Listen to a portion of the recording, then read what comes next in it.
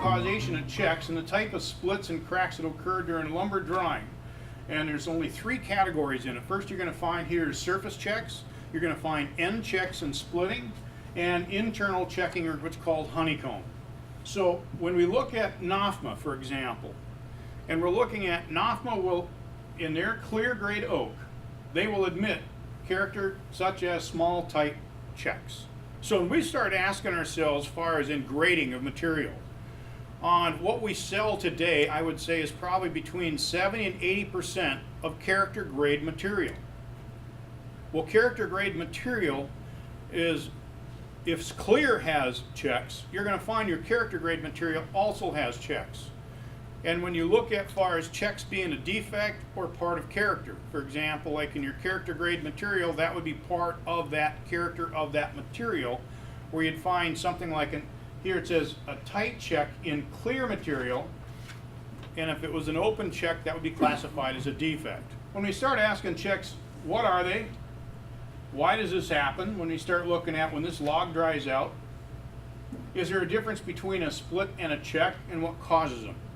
So as we look at this log here and seeing it, we've seen that time and time again, whether it's on 2x4s, 2x6s, on poles, you'll always see the material will split, is what you see here. In getting into is the shrinkage of it. We'll find like in the shrinkage here, the greatest and the longest growth rings in your tangential here.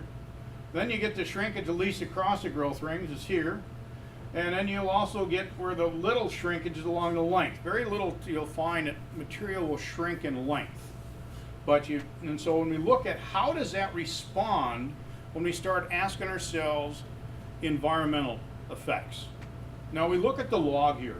Now when you look at a plain sawn material, that is going to cut when we start looking at environmental change. You look at that same, out of that same log, when it dries, we can take and showing here it in rift and quarter sawn, it doesn't cut. It pretty much remains flat.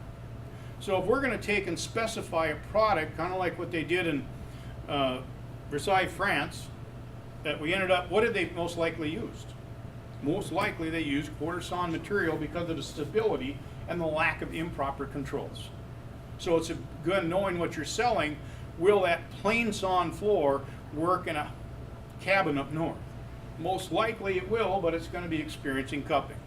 So it'd be important to know what areas of what species, what type of grain cut it is, and how it's going to perform.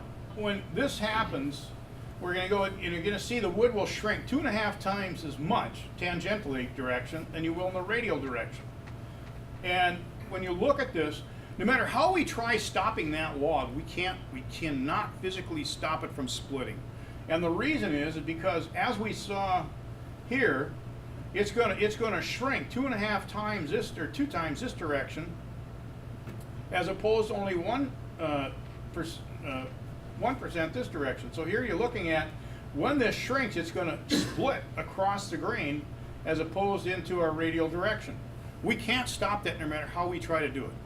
It's just the dynamics of the log. So when you start asking yourself, far as in the predictability, what we can predict in shrinkage is only 0.1%. So in our length, we only have the 0.1%.